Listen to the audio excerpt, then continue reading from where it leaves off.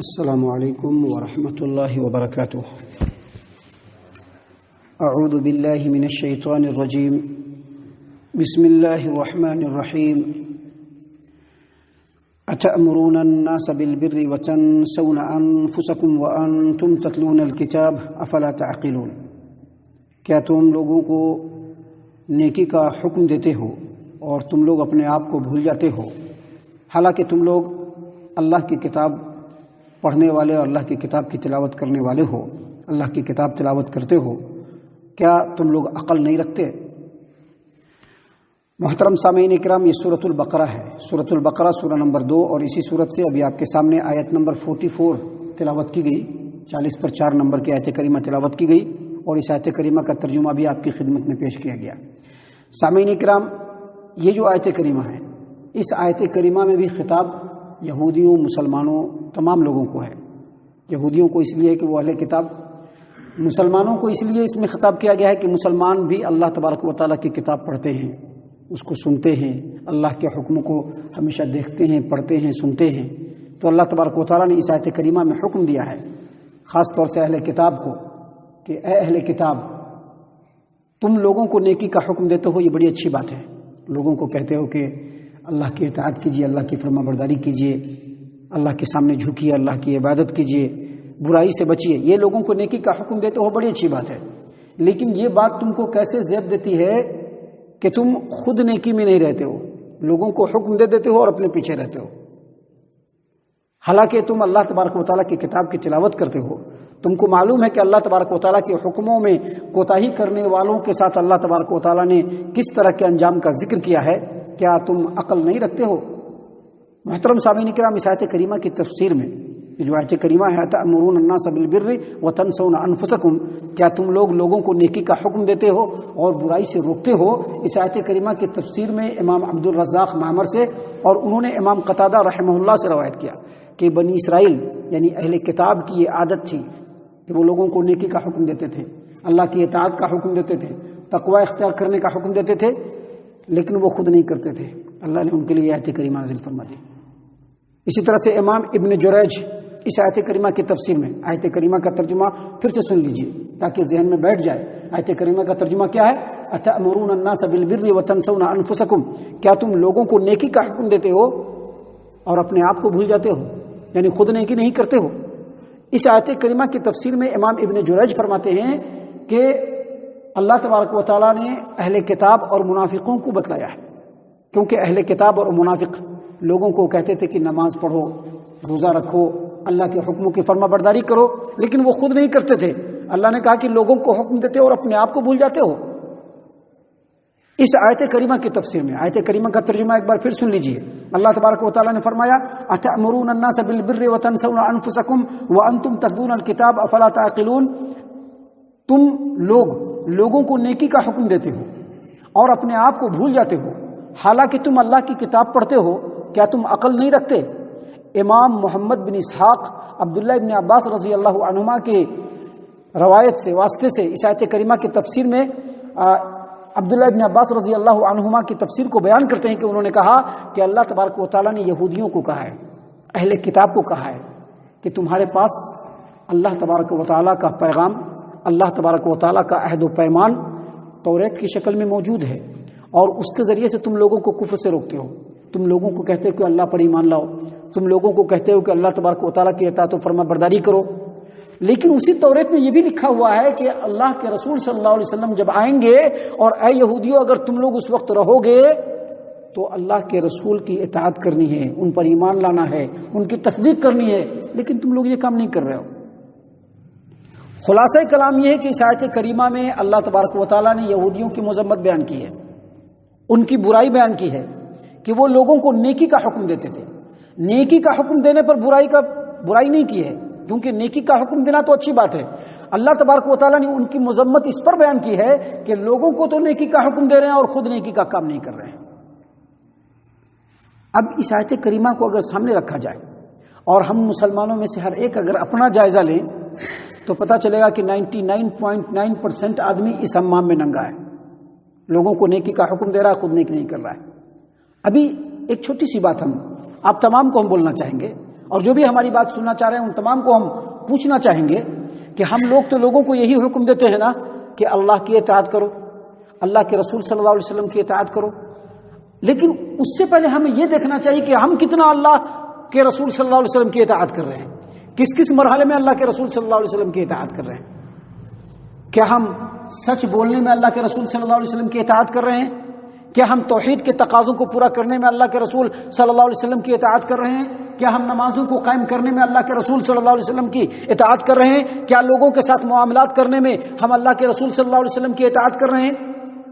ہم تو بہت ہی بے باکی کے ساتھ پورے بولڈ والے انداز میں لوگوں کو بولتے ہیں کہ اللہ کی اطاعت کرو، رسول کی اطاعت کرو، لیکن اگر ہم اپنے سراپا کا جائزہ لیتے ہیں، اگر ہم اپنے دلوں کی دنیا کا جائزہ لیتے ہیں، اگر ہم اپنے اعمال کا جائزہ لیتے ہیں، تو ہمیں پتہ چلتا ہے کہ ہم 50% بھی اللہ اور اس کے رسول صلی اللہ علیہ وسلم کی اطاعت نہیں کر رہے ہیں، 30% بھی اللہ اور اس کے رسول صلی اللہ علیہ وسلم کی اطاعت ہم لوگ نہیں کر رہے ہیں۔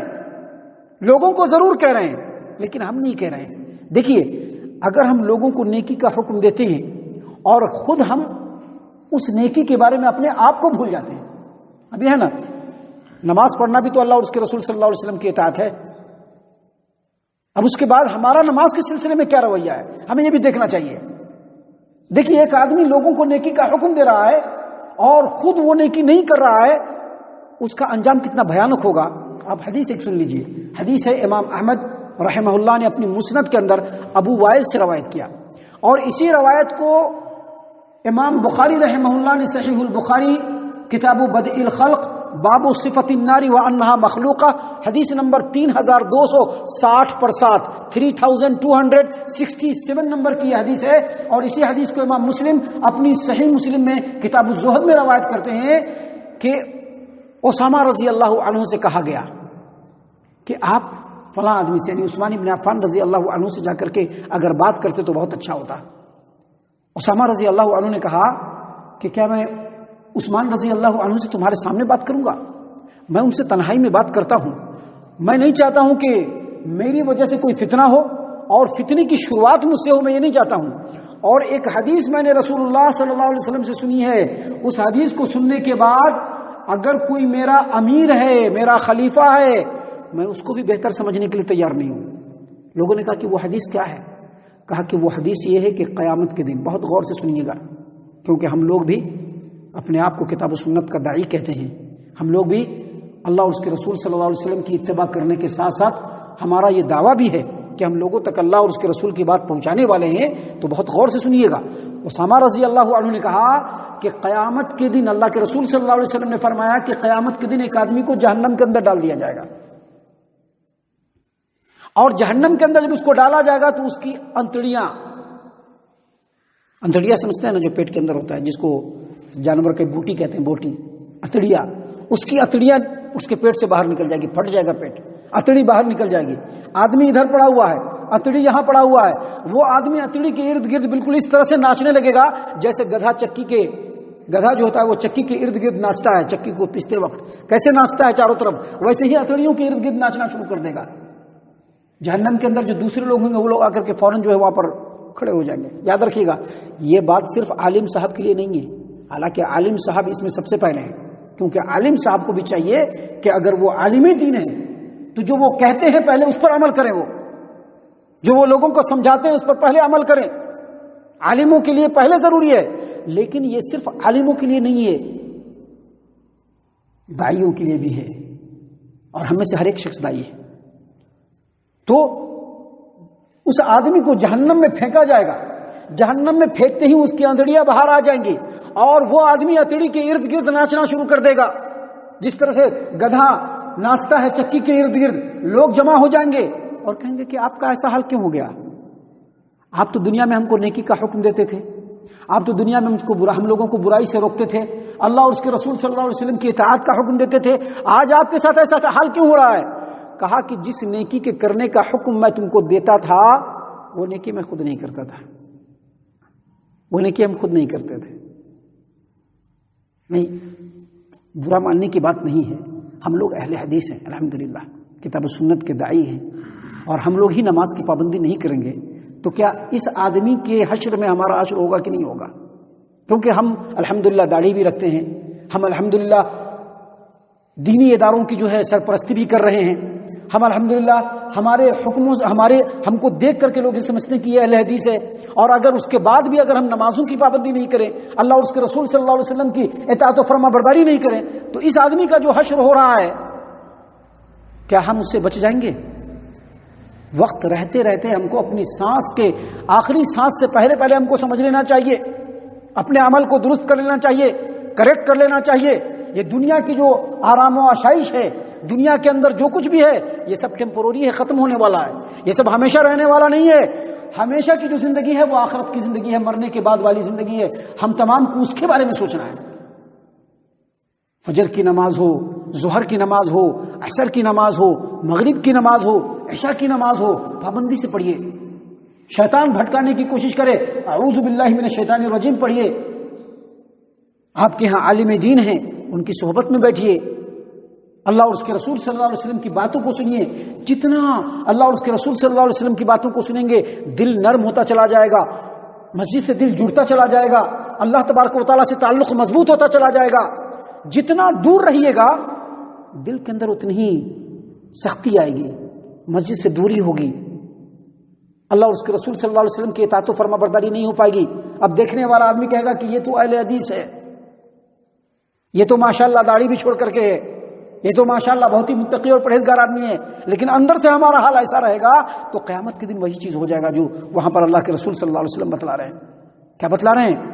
کہ لوگ پوچھیں گے کہ آپ تو اتنے متقی پرہیزگار آدمی ہیں, دکھتے تھے, ہم لوگوں کو برابر نیکی کا حکم دیتے تھے, آپ ہم لوگوں کو برائی سے روکتے تھے, اور آج آپ کا یہ حال ہو رہا ہے. کہا کہ ایسی بات نہیں, بات یہ ہے کہ میں تم لوگوں کو نیکی کا حکم تو ضرور دیتا تھا, لیکن میں خود نیکی نہیں کرتا تھا. میں تم لوگوں کو برائی سے تو ضرور روکتا تھا, لیکن میں خود برائی سے نہیں روکتا تھا, اسی لیے آج ہمارا یہ حال ہو رہا ہے. سامعین اکرام, قرآن کریم کے اندر 3 آیات ہیں جس کے بارے میں امام ابراہیم نخعی کہتے ہیں کہ ان 3 آیات کو پڑھنے کے بعد لوگوں کو کچھ کہنا مجھ کو ڈر لگ رہا ہے. وہ 3 آیات کون سی ہے؟ ایک یہی آیت ہے جو اللہ تبارک و تعالیٰ نے فرمایا اتأمرون الناس بالبر وتنسون انفسکم, لوگوں کو نیکی کا حکم دیتے اور تم خود اپنے آپ کو بھول جاتے ہو. حالانکہ تم اللہ کی کتاب پڑھنے والے ہو, قرآن کریم کی بات کرتے ہو, تم اللہ کے رسول صلی اللہ علیہ وسلم کے حدیثوں کی بات کرتے ہو, تم یہ کہتے ہو کہ ہم قرآن پر عمل کرتے ہیں, تم یہ کہتے ہو کہ ہم حدیث پر عمل کرتے ہیں, اور لوگوں کو نیکی کا حکم دینے کے بعد اپنے آپ کو بھول جاتے ہو. افلا تعقلون, کیا عقل نہیں ہے, کیا فکر نہیں ہے, کیا سوچ نہیں ہے؟ ایک یہ آیت کریمہ ہے, اور دوسری جو آیت کریمہ ہے سورۃ الصف آیت نمبر 2 اور 3, اللہ تبارک و تعالیٰ نے فرمایا, کیا فرمایا؟ یا ایھا الذین آمنوا لم تقولون ما لا تفعلون کبر مقتا عند اللہ ان تقولوا ما لا تفعلون. اللہ تبارک و تعالیٰ نے فرمایا, اے ایمان والو, لم تقولون ما لا تفعلون, جو کہتے ہو اس پر عمل کیوں نہیں کرتے ہو, جو بولتے ہو اس پر عمل کیوں نہیں کرتے ہو؟ اب بولتے ہو نا کہ ہم اللہ اور اس کے رسول کے متبع ہیں, بولتے ہو نا کہ ہم اہل الحدیث ہیں, تم بولتے ہو نا کہ ہم قرآن و حدیث کی اتباع کرنے والے ہیں, تو پھر اس پر عمل کیوں نہیں کرتے ہو؟ عمل کرو اس کے اوپر. اللہ نے آگے کیا فرمایا؟ کبر مقتا عند اللہ ان تقولوا ما لا تفعلون.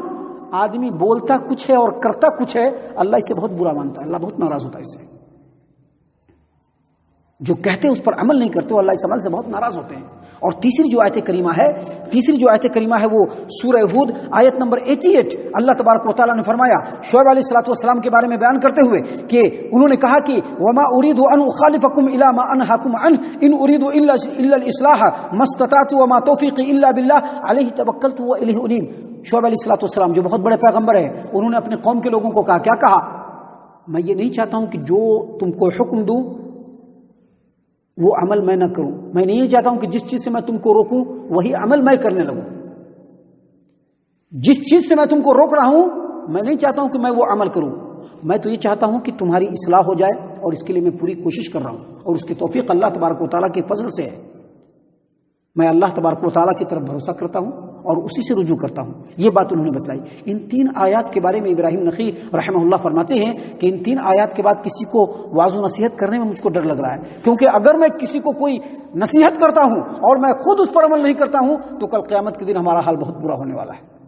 تو محترم سامعین کرام, اس آیت کریمہ کا خلاصہ یہ ہے کہ اگر ہم اپنے آپ کو اللہ اور اس کے رسول صلی اللہ علیہ وسلم کا اتباع کرنے والا سمجھتے ہیں تو ہمارے لیے ضروری ہے کہ ہم اتباع کریں جتنی ہمارے اندر طاقت ہے. اور نماز پڑھنے کی طاقت تو سبھی کے اندر ہے، 5 وقت نماز پڑھنے کی طاقت تو سبھی کے اندر ہے. الحمدللہ اللہ تبارک و تعالیٰ نے ایک بہترین مسجد آپ کے علاقے میں دیا ہے، اس کو اگر آباد نہیں کرتے ہیں تو یہاں پر بھی آپ وہی کام کر رہے ہیں، یہاں پر بھی آپ وہی کام کر رہے ہیں. ارے ہم تو داعی ہیں، ہم تو چاہیں گے کہ آپ کو اللہ اور اس کے رسول کی بات بتائیں، لیکن عمل کرنا ہم تمام آدمی کے لیے بالکل ضروری اور لازم ہے. لہذا نمازوں کی پابندی کریں، سچائی کی طرف بڑھتے رہیں، کاروبار میں حلال کو ہمیشہ ترجیح دیں، لوگوں کے ساتھ اچھا سلوک کریں، ہر آدمی کے ساتھ نرمیت کے ساتھ برتاؤ کریں، اور چاہیں کہ جس طرح سے ہم نیک عمل کر رہے ہیں لوگ بھی نیک عمل کرتے ہوئے قرآن اور حدیث سے جڑیں. یہ ہمیشہ خیال ہمارا ہونا چاہیے. اللہ تعالیٰ سے دعا ہے کہ اللہ تعالیٰ ہم تمام کو ان تمام باتوں کے اوپر غور و فکر اور تدبر کرنے کی توفیق عنایت فرمائے. ہم تمام کو ہمارا رب صحیح معنوں میں مومن اور مسلمان بنائے. اللہ تبارک و تعالیٰ ہم تمام کے ساتھ خیر و عافیت کا معاملہ فرمائے. اللہ تعالیٰ ہمارے ظاہر و باطن کو بالکل درست فرما دے. اللہ تعالیٰ ہم تمام کو اللہ اور اس کے رسول کا اتباع کرنے والا بنائے، صحابہ کرام کے طریقے پر چلنے والا بنائے، جنت الفردوس میں جگہ عطا فرمائے. اے اللہ ہم تمام کو جہنم سے پناہ دے. اے رب العالمین ہم تمام کو جہنم سے پناہ دے. اے مالک الملک ہم تمام کو جہنم سے پناہ دے. آمین یا رب العالمین. وما علینا الا البلاغ المبین.